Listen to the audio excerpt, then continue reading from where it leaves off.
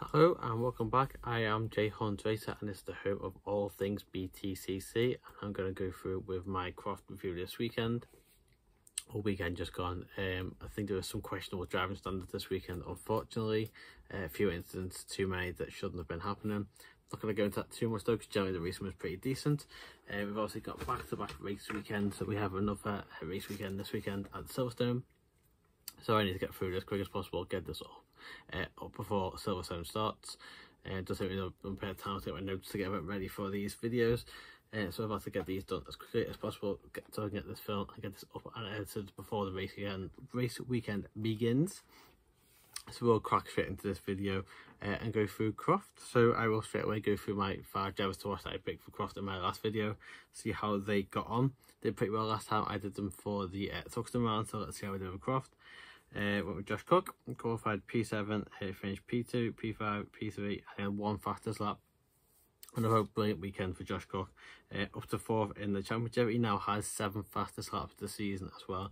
That's a third of the fastest laps across the whole season, and that's pretty underrated thing to do. It's amazing that he's done that, and it is the easily by third. He's the most this season, and he had 3 top 5 finishes. That's pretty hard to do in such a competitive championship. Josh Cook looking in good form. I think all the top ones that are really good for the championship are really showing some good form. And Josh Cook definitely in there. Still a few points off the lead, but is in that battle. I think 2nd to 5th, only about 8 points between all of them. And that chasing pack behind Sutton. Also went with TURKINGTON, who qualified 3rd and a P4, a P7 and a race win. King of Croft adds to his tally with his 13th win there. Gets himself into the top 3 in the championship. He looks in good form now as BMW looks back on top of it. I said earlier in the season, the BMW seemed to switch between which one was having a good weekend and which one wouldn't. TURKINGTON seems to be full of confidence and having a good weekend. I think TURKINGTON will be right there till the end, battling for that championship, providing there's no rain, because we know that BMW doesn't like the rain so much and does struggle a little bit. So if it's dry till the end of the season, I think TURKINGTON will be right in there. But another great weekend for him. Sutton wasn't a stellar weekend. We qualified P8, had the P6, P5 and a P3, plus 1 fastest lap. He's now had at least 1 podium in 6 of the 7 weekends so far this season. That's a pretty incredible start. Had a good weekend, despite some of the drivers having an even better weekend. He kind of had a steady middle of the road weekend, and he only lost 1 point in his gap to championship. Obviously it was Ingram behind him, 30 points behind. That is Jake Hill behind by 29 points. So despite not doing anything stellar, to be able to come away and only lose a 1 point gap, he could easily win the championship if he can do that every weekend. I would expect a little bit more from a rear-wheel drive car at Croft, but as we saw, it's not so much a rear-wheel drive dominated track as it has been in the past. So good weekend for Sutton. I think he would have preferred a little bit more because he had a few drivers around, especially Jake Hill, who had really good weekends. But I don't think he can complain when he only lost 1 point in his championship lead. Tom Ingram had a little bit of again, not a terrible weekend. Qualified P20, also pretty bad in qualifying. Got up to P12 in race 1 and had 2 P4s. So not a bad weekend, but because all of his other title rivals at top 5, so we've got Sutton, Hill, Cook, TURKINGTON and Ingram in the top 5. The ones that we really look for look like the ones that will be battling for the championship. Ingram kind of had the worst weekend out of all of them, and he still got plus 30 plus points, which is crazy to say, but it does put him on the back foot. I think he's dropped to 5th in the championship now, worst he's been since the Boston or something like that, I think. We struggled with the weight in qualifying and the setup. Pulled it back a bit in the race weekend, on the races on Sunday, sorry. But just lost a bit of ground, unfortunately, due to that, even though it wasn't a terrible weekend. And finally, Dan ROWBOTTOM, the 1 out of the 5 I picked, I really did have a bad weekend. Qualified P9, so it wasn't too bad. Then I had a DNF, a P16 and a P9. That's his lowest point weekend of the season. It's the first time he's only scored points in 1 race of a weekend. He's scored points in at least 2 races of a weekend. That's how good ROWBOTTOM has been this season. He was unlucky in race 1. There was the first incident at the hairpin. Smiley dived up the inside of Jackson. That knocked Jackson into ROWBOTTOM, pushed him wide. Smiley went past both of them. Jackson unfortunately got damage, and ROWBOTTOM was knocked wide. That knocked him down the grid a bit. And unfortunately, he was later on knocked off the track into the barriers by a late dive bomb by Taylor Smith. So unfortunately, that ruined his weekend, but got up to P16 in race 2 and then got to P9 for race 3, so it clearly showed he had pace, and was just unfortunate with some of the incidents that went on for him. So it's a shame because he clearly had pace but just didn't get to show it, unfortunately. So we'll now move on to our 5 drivers that had a good weekend at Croft. So moving on to those 5 drivers, top one, I had to go with him first. Aidan Moffat, first ever Btcc pole. Sorry, I didn't realise it was his first ever pole. I think it was a bit of a surprise to see Aidan get that pole position, but managed to get his first win as well. Good defence against Jake Hill, and then managed to P2 in race 2. Good defence with that full weight. Obviously, unfortunately, Hill got past him quite early, but no one else seemed to be able to find the gap to get past him. 49 points. By far his highest point total of the season. And you know what, Moffat was that good this weekend, you could have easily thought that was Sutton driving Moffat's car. That's how good Moffat was. Starting to get the hang of rear-wheel drive and that Infinity now. It's been hard for him. I think sometimes you might have thought maybe he stuck with the Mercedes, but getting to that Infinity looked good. Up to 7th in the championship, the highest he's been at any point this season. And it must give him a massive confidence boost going into this weekend at Silverstone. He will carry small weight that he hasn't been used to, but confidence maybe sometimes help him with that.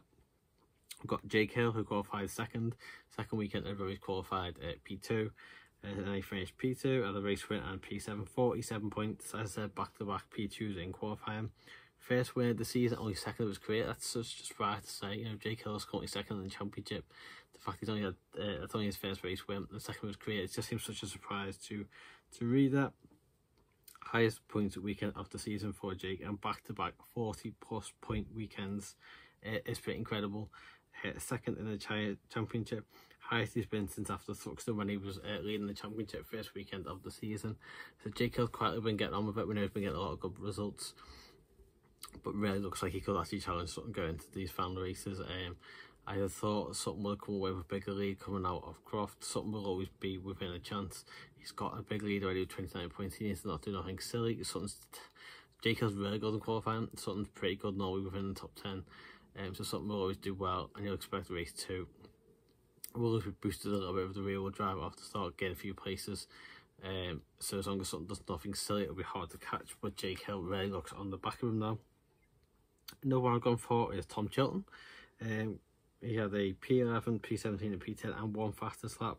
It's the highest points total of the season. It's only 12 points, but it was an improvement from Chilton. It's really good pace all weekend, especially with the fastest lap in race 2.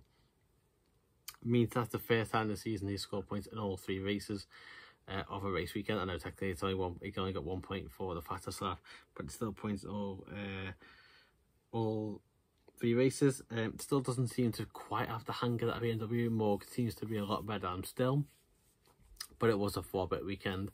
Okay, it might be helped if we can still say Croft a rear-wheel drive track, but I thought it was a much improved weekend from Chilton. I think if he gets the second season in that car, which we'll wait to see if he does, he will be much quicker next season.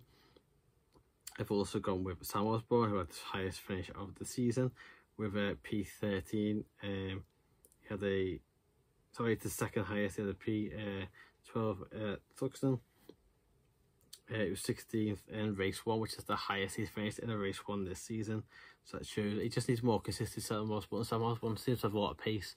You see him build his way forward. He needs to be on the drive sometimes to build his way forward through the weekend, keep himself out of trouble, but he seems to always get spun off, get some damage, gets knocked down. If he didn't do that, I think he would gain a lot more points, and that is a shame. And he obviously didn't finish race 3, but other than that, he would have had a better weekend. But that's all I think of Sam Osborne. He's got pace, and if he can build himself up to the weekend, he will get good points. But he just seems to get in trouble somewhere, whether it's his fault or not. That is a shame. I've gone for my 5th driver, a driver a lot of people seem to be talking about at the moment, was Aaron Taylor-Smith. So obviously I've supported Team Hard and the Coopers, but Aaron Taylor-Smith qualified P22. All the Cooper drivers said they felt that the car was a lot quicker than where they qualified. Unfortunately, it was a very mixed up qualifying with a lot of red flags. I think there's only 2. But Taylor-Smith goes up to P14 in race 1, P22 in race 2, unfortunately got damaged and knocked down again, and back up to P12 in race 3. So obviously Taylor-Smith showing that the Cooper's got pace, and if it wasn't for bad luck, obviously Jack Goff had quite a poor weekend getting damaged again, but showed the pace of the car to be able to make it back up not only from the qualifying P22, but also started at race 3 P22 as well, and made up quite a few places there. Instance that I said, instance that the Team Hard Coopers get more points, unfortunately, but this Taylor Swift, a lot of drivers saying drivers in Team Hard saying the Coopers seem to be getting better. If they can get themselves out of incidents, especially coming to Silverstone, if they can get a good qualifying, be fair up the grid and keep away from these drivers that cause incidents, hopefully they can get themselves some more points, and if they should have 3 good point scoring races in a whole weekend. But that is for my good weekend. I said they weren't, obviously, other than Moffat and Hill, it was super right at the front. I went for a few other drivers that did things that were good for them more than anything. That, and I will now look at 5 drivers that had bad weekends. So ROWBOTTOM, obviously, was one of the drivers I picked to do well. He didn't. Obviously, he had the lowest points total of the season, as I always said. Unfortunately, it wasn't his fault, but it just doesn't help him at the end of the day. If he's not scoring points to be near the front, he just isn't doing a lot. He's first time he dropped out of the top 10 in the championship since SUTTON, but it shows he had great pace in race 2 and 3 where he came back. But it's just a shame race 1 with the retirement, it ruined it for him. Nothing to do, not his fault at all, but it just said at the end of the day, it just doesn't help you when that happens. And I would like to have, I could probably have a whole discussion just on some of the driver stands again this weekend. Too many incidents that didn't need to happen, but that wasn't good for ROWBOTTOM. Butcher, again, another driver who had a poor weekend, didn't set a qualifying time. He had that engine issue where he pulled off and he had to have a red flag because obviously he dropped some oil on the track. So he started last. I didn't think he made great gains in race 1, finished P19, but ended up with a DNF in race 2, so dropped right down to the back of the grid for race 3. Did manage to get to P11, so that was a pretty good pullback for race 3. Got some points at least. There was quite a few retirements in race 3 that helped with that, but again, wasn't helped by problems. But I thought overall the Toyota didn't look a great package for Croft. Unfortunately, I didn't think it had the great pace. I'll probably go back to Silverstone, but I just thought it wasn't great this weekend. Tom Oliphant, so we talked about TURKINGTON earlier having good weekends. He only managed 3 points, and that was only 1 point finish. I managed points in 1 race for the weekend. Another driver who had a poor weekend thanks to incidents and crashes, people pushing him off, spinning him around, and things like that. He's unfortunately all the way down 14th in the championship, and it's just due to being massively inconsistent. Unfortunately, we've seen some really good weekends from Oliphant. Think back to Brands. I think there's a few drivers that kind of Brands early part of the season were doing well.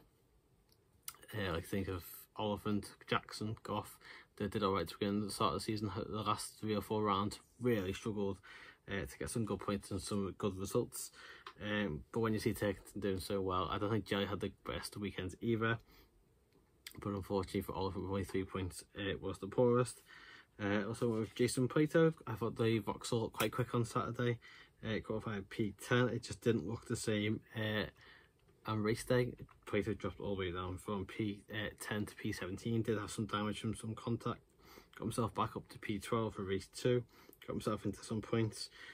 But then race 3, obviously saw him on TV where he went off. Still not sure whether he was pushed or he jumped. Was he spinning off? It was going into Sunny In, wasn't it? And unfortunately, I think he got going again, but it was right down the back. Lowest points this week, weekend he's had, other than the 0 he scored at SUTTON. But that's the only other time he hasn't scored points in at least 2 races. 2 races in the same weekend as well. He's always scored at least points in 2 races, except at SUTTON and out at Croft. So just unfortunately a poor weekend on what looked like it was going to be pretty good on Saturday for PLATO. And my final driver who I thought had a poor weekend was BOARDLEY.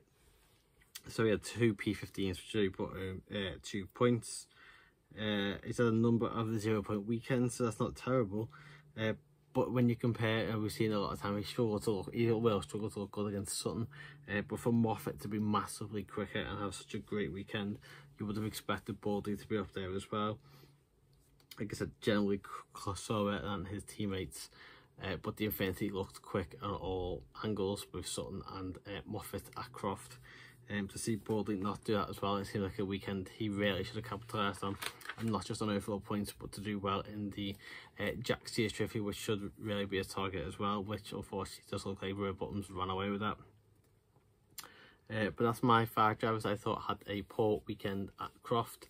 We'll move on quickly from that now. That weekend's gone. Obviously, weekend thick and fast with a back-to-back weekend now at Silverstone. So I've picked out 5 drivers to watch at Silverstone. So let's have a look at them. So my 5 drivers to watch at Silverstone. Some of these I haven't gone for top dog drivers with these. I don't think. I think it was some drivers that could really surprise us at Silverstone. So I first off gone with Tom Ingram. I think Tom Ingram's always gone well at Silverstone. And I think the Hyundai should be a good track. Silverstone should be a good track for the Hyundai. It's the latest he's been going into to a weekend since Snetterton. He's only 5th in the championship now. I think he's a fantastic candidate if you're going to put a bet on for Ingram to get pole. So I think the Hyundai struggles with the weight to being late, especially in his other title rivals. And Ingram can get a pole. I think he'll be on for a fantastic weekend, because if he gets the pole, you would imagine he'll also keep it and get the win. I think this will be attractive, really fight Ingram back. Hopefully gain some points on Sutton for him. I've also gone for Dan ROWBOTTOM. I keep picking Dan ROWBOTTOM, and unfortunately doesn't have a good weekend. So if he has bad luck and doesn't have a poor weekend, I will take the blame for that and say it's me. But hopefully it'll be more successful than Croft for him. He's got no weight in the car as well for qualifying. That'll put him in a strong position. Obviously he's had 2 poles already this season, and that'll all be as long as he doesn't have any issues like he had at Croft. He had a few issues that didn't see him go. It was 9th, but he was a little bit faster than that. But I think he'll qualify right near the front, probably front row or second row. That car should go good. Obviously Camish last season put the Dynamics Honda, had 3 top 4 finishes. So Dynamics have a good history at Silverstone, so I think ROWBOTTOM, especially weightless for race 1 for go qualifying, should be able to go massively quick for that. I've also gone for Rory Butcher. He was quick there last season, so obviously he had that big crash, unfortunately, race 3. But he was quick over that, and the Toyota was quick. Obviously Ingram drove it, as I said. Ingram's good history at Silverstone, but the Toyota looked good last season. He's only 10th in the championship, so he's the latest of cars that carrying any weight, and if his form follows him that he's had for the rest of the season, he's had a bad weekend at Croft, that will mean he should have a good weekend at Silverstone. Again, another driver who you would expect to be on the front couple of rows, being quite light going into qualifying, and I will think he will follow on that, and hopefully he won't have another big incident like last season. My final 2 drivers I've gone for is Jack Off. Jack's had such a terrible luck in the last probably 3 or 4 rounds, and just hasn't had any luck really since he had that podium at Brands Hatch. He's won here twice in the past. He's at a pole position here as well. So I think if he can have a good qualifying, he's obviously got no weight. Well, that's not really a thingy because he's had that for a lot of the qualifying this season, but it should help him. And if he can start near the front, hopefully that will mean that Jack won't be getting horse up in some of these incidents he has had. And if he can start at the front and keeps there all weekend, hopefully we will see another podium. Obviously I predicted at the start of the season we'll see 5 wins, 5 podiums and a win from the Cooper. We've had that 1 podium so far. Taylor Smith showed some pace at Croft. If this should be a better track, I think, for the Cooper as well, and for Jack in particular. It's his home race, so got to wish him that he will do well. I will always wish him he'll do well because I obviously back him. But hopefully the Cooper and Jack go well here.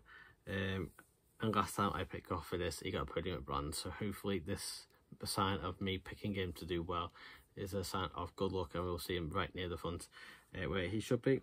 My final driver is a driver who's really struggled even more than Goff this season, and I'm gone with Ollie Jackson. It's a bit of a disaster this season. Didn't do too bad at Snetterton, but it's been a bit of a disaster since there. And I think it makes it look even worse when you've got Hill 2nd in the championship doing so well in the car. It shows how quick the car is, but Jackson just doesn't seem to have the luck. And with a weightless car, he should be doing a lot better. He's been weightless almost all season pretty much.